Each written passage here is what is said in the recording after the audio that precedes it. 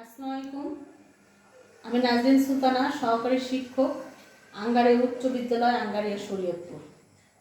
আমি অষ্টম শ্রেণীর জন্য অ্যাসার্টিভ টু ইন্ট্রোগেটিভ বা ইন্ট্রোগেটিভ টু অ্যাসার্টিভের একটা ভিডিও দেখিয়েছি। বাদ বাকি অংশ আর একটা ভিডিওতে নিয়ে এসেছি আজ তোমাদের জন্য। আজকের ভিডিওর মাধ্যমে তোমাদের অ্যাসার্টিভ থেকে ইন্ট্রোগেটিভ বা ইন্ট্রোগেটিভ থেকে অ্যাসার্টিভ আমার মনে হয় যার যতটুকু ধারণা কম ছিল বাদ বাকিটুকু পূর্ণ হয়ে যাবে।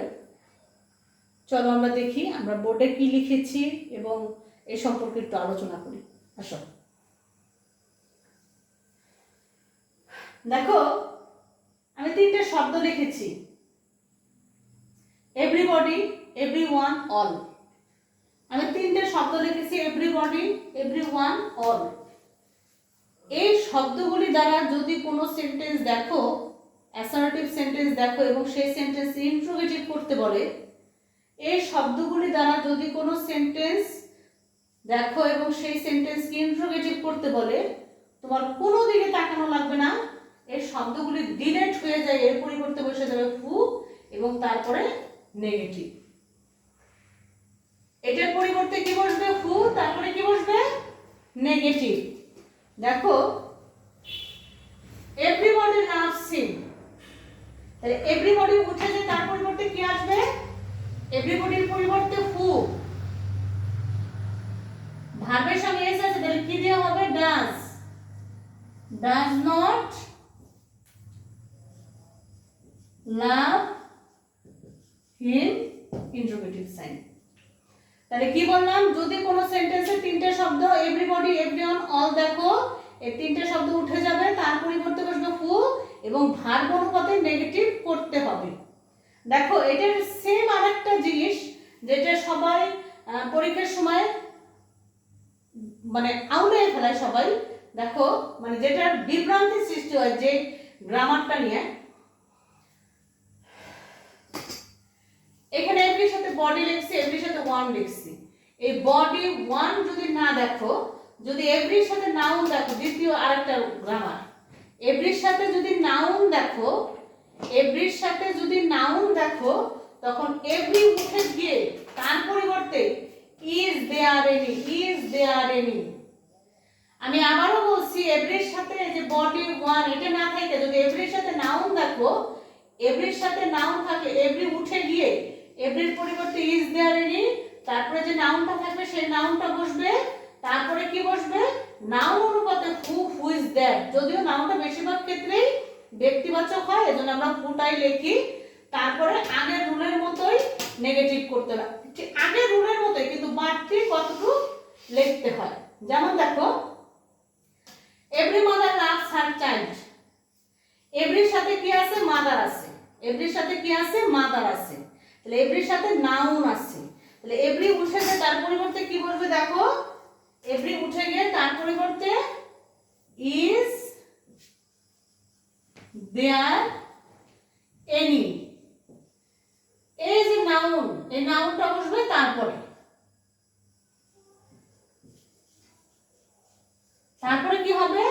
আগের রুলের মতো হু, ভার্ব অনুপাতে ডু, ডাজ, ডিড। যেহেতু ভার্বের সঙ্গে এস আছে, সেহেতু আমি ডাজ দ্বারা নামোদক করছি।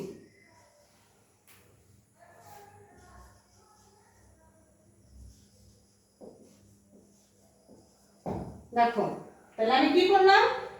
এভরি উঠে দিলাম, এভরির পরিবর্তে ইজ দেয়ার এনি, নাউনটা বসাইলাম, আগের রুলের মতোই হু, ভার্ব অনুপাতে ডু, ডাজ, ডিড। যেহেতু ভার্বের সঙ্গে এস আছে, ডাজ দ্বারা পরের টু যেভাবে আছে সেভাবে বসে ইন্ট্রোগেটিভের সাইন লিখছি। খুব ইম্পর্টেন্ট একটা রুল, যেটা ছেলেমেয়েরা পরীক্ষার খাতা গুলিয়ে ফেলে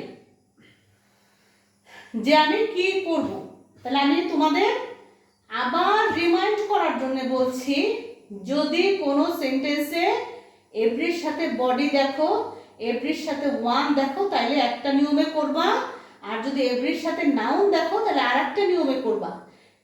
এভরির সাথে বডি থাকলে শুধুমাত্র এভরি উঠেছে, এভরি বডি, এভরিওয়ান উঠে গিয়ে তার পরিবর্তে বসবে হু, ভার্ব অনুপাতে নেগেটিভ করতে হবে।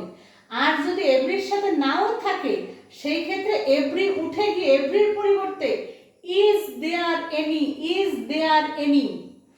এভরির সাথে যে নাউনটা থাকবে সেই নাউনটা বসবে আগের রুলের মতোই হু যোগ করে ভার্ব অনুপাতে নেগেটিভ করতে হবে।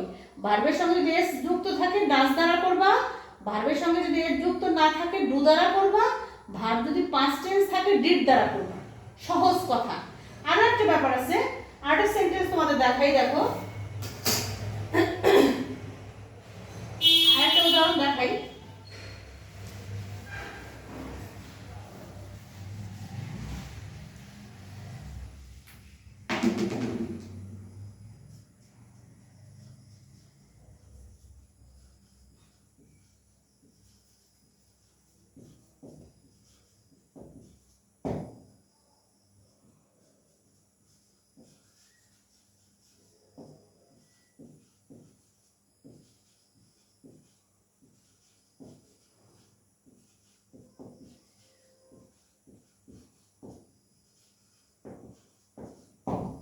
দেখো এখন তোমাদের চিন্তা হইতে পারে, দেখো উত্তরটা দেখে উইল নট কেন লিখলাম।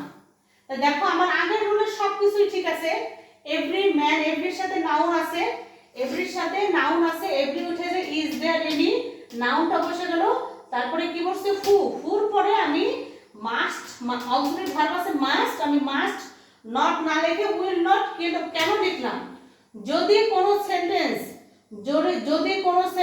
চিরন্তন হয়, অর্থাৎ অবশ্যগামী, অর্থাৎ সেটা ভবিষ্যতে ঘটবেই, এর কোনো অন্যথা নাই। যেমন এভরিওয়ান মাস্ট ডাই, সকল লোক কি করবে, অবশ্যই মারা যাবে। এটা আমরা কেউ এড়াতে পারবো না। যেটা আমরা এড়াতে পারবো না, যেটা ভবিষ্যতে ঘটবেই, যেটা কোনো অন্যথা হবে না, সেই ক্ষেত্রে আমরা অন্য কোনো অক্সিলারি ভার্ব আনবো না, আমরা উইল রে নিয়ে আসবো। তাহলে কি বললাম, আমরা আগের রুলে দেখছি ভার্ব অনুপাতে ডু ডাজ ডিড কিংবা অন্য অক্সিলারি ভার্ব থাকলে সেই অক্সিলারি ভার্বটা আসে। কিন্তু যদি কোনো সেন্টেন্সে এভরির সাথে নাউন দেখো এবং সেই সেন্টেন্সটা যদি ভবিষ্যতের জন্য বাধ্যবাধকতা হয়, যেটা আমার করতেই হবে, সেই ক্ষেত্রে তুমি অন্য কোনো অক্সিলারি ভার্বের সাহায্য নেবা না, তখন শ্যাল বা উইলের সাহায্য নিয়ে করতে হবে। খুব ইম্পর্টেন্ট একটা রুল, এটা দিয়ে অনেক ছেলেমেয়ে আউলাই ফেলায় গুলাই ফেলায়, কি লিখবে বোঝে না। তাহলে আমরা ভবিষ্যতের কথা বলে আমরা কি লিখবো, উইল দ্বারা নেগেটিভ করব। আচ্ছা দেখো আরেকটা রুল লিখছি, দেয়ার ইজ নো। যদি কোনো সেন্টেন্সে দেয়ার ইজ নো, দেখো এটা দুইটা রুল আছে, আমি দুইটা রুল দেখাবো না, আমি সহজ রুলটা দেখাবো যাতে তোমাদের মনে থাকে। দেয়ার ইজ নোর পরিবর্তে, যেমন আমরা লিখছি এভরির পরিবর্তে ইজ দেয়ার এনি, সেই রকম ভাবে যদি কোনো সেন্টেন্সে দেয়ার ইজ নো দেখো এবং সেটা অ্যাসার্টিভে থাকে, যেমন দেখো there is no use of this law, এই সেন্টেন্সে যদি আমরা ইন্ট্রোগেটিভ করতে বলে, সেই ক্ষেত্রে দেখো দেয়ার ইজ নো উঠেছে, তার পরিবর্তে বসবে কি ইজ দেয়ার এনি, তারপরে বাদ বাকি যা আছে সব ঠিক থাকবে।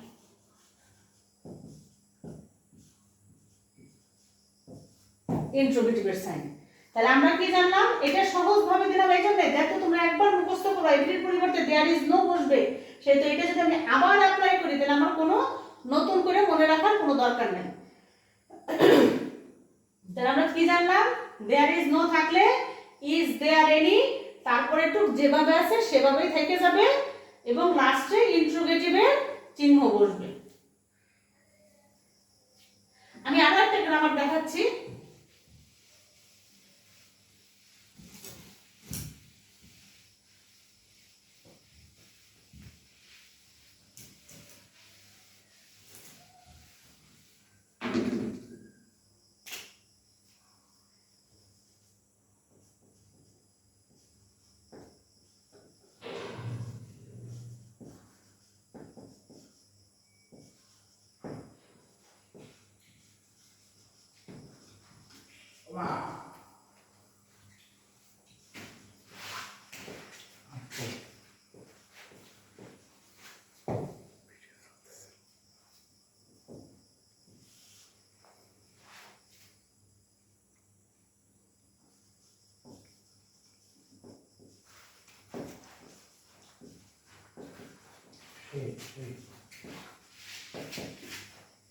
হ্যাঁ ধরো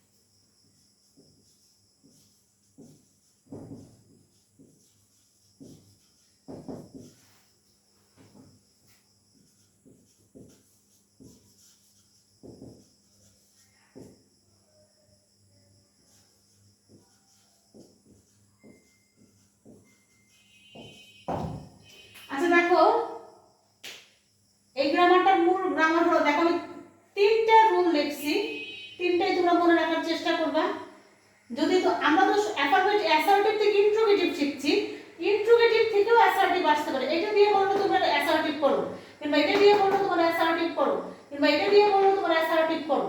সেই ক্ষেত্রে তুমি যদি তিনটে রুলই না জানো, সেই ক্ষেত্রে তোমার জন্য সমস্যা হয়ে যাবে। আচ্ছা যাই হোক, কথা না বাড়িয়ে আমরা আমাদের কাজ করি। দেখো আমি সেন্টেন্সে লিখছি friendship is nothing but a name. যদি কোনো অ্যাসার্টিভ সেন্টেন্সে নাথিং বাট দেখো, যদি কোনো অ্যাসার্টিভ সেন্টেন্সে নাথিং বাট একসাথে দেখো, সেই ক্ষেত্রে তোমার জন্য তিনটে দরজা খোলা। এই দুইটা নতুন রুল, আর এটা হলো তোমাদের আগে আমি শিখিয়েছি নাথিং থাকলে এনিথিং বসে সেই রুলটা। যদি নাথিং বাট একসাথে থাকে, প্রথম রুল হোয়াট দ্বারা শুরু করো, হোয়াট। যদিও নাথিং নেগেটিভ, এখন হোয়াট দ্বারা শুরু করবা, হোয়াট অক্সিলারি ভার্ব, বাদ বাকি যা আছে সব কিন্তু শুধুমাত্র এই নাথিংটা উঠে যাবে। তাহলে কি বললাম, হোয়াট দ্বারা শুরু করবা, হোয়াট এর পরে আসবে অক্সিলারি ভার্ব, তারপরে প্রথম থেকে পরপর সাজায় লাগবে, যেমন ফ্রেন্ডশিপ, বাট, এ, নেম, পরপর সাজায় লাগবে, নাথিংটা চলে যাবে। দ্বিতীয় রুল, অক্সিলারি ভার্ব সামনে চলে আসবে, অক্সিলারি ভার্বটাকে ইজ, অক্সিলারি ভার্বটাকে ইজটা সামনে চলে আসবে। নাথিং নাবোধক হওয়া সত্ত্বেও আবারও নাবোধক করতে হবে দ্বিতীয় রুলে, যদি অক্সিলারি ভার্বটা সামনে নিয়ে আসো। ইজ নট, তারপর প্রথম থেকে আস্তে আস্তে সাজায় লিখতে হবে, নাথিং শব্দটা থাকবে না। যেমন is not friendship but a name, nothing শব্দটা আমি লিখিনি। দেখো এই যে নাথিং শব্দটা আমার নাই।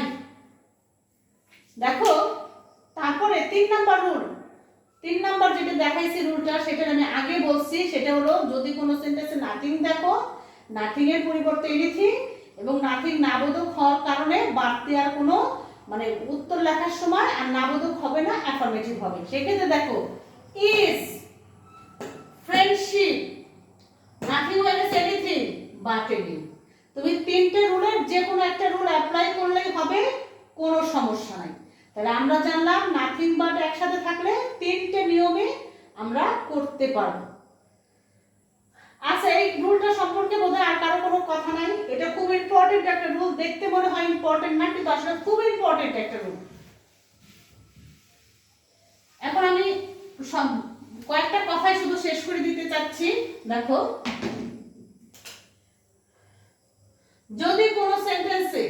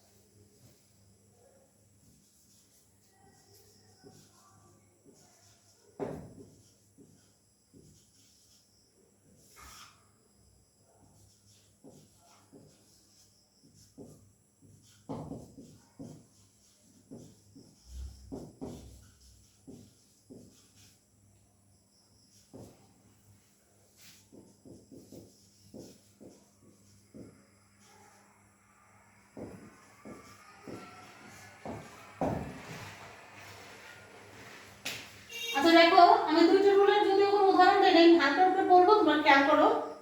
যদি কোনো সেন্টেন্সে ইট ডাজ নট ম্যাটার, দেখো ইট ডাজ নট ম্যাটার দিয়ে কোনো সেন্টেন্স শুরু হয়, ইট ডাজ নট ম্যাটার যদি কোনো অ্যাসার্টিভ সেন্টেন্স শুরু হয়, ইট ডাজ নট ম্যাটার উঠে যায় তোমার, তার পরিবর্তে কি লিখবা, হোয়াট দো, হোয়াট দো, তারপর বাদ বাকি যা আছে সব লিখবা, ইন্টারোগেটিভের সাইন দেবা, শেষ।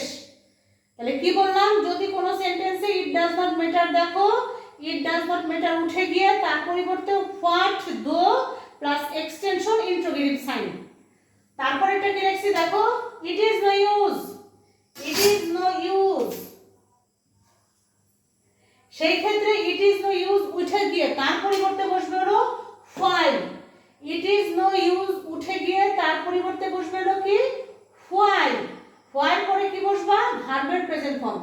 এই ইট ইজ নো ইউজ এর পরে যদি ভার্বের সাথে আইএনজি দেখো তখন সে আইএনজি থাকবে না, তাহলে কি বসবে শুধুমাত্র ভার্বের প্রেজেন্ট ফর্ম, বাদ বাকি অংশ ইন্ট্রোগেটিভের সাইন।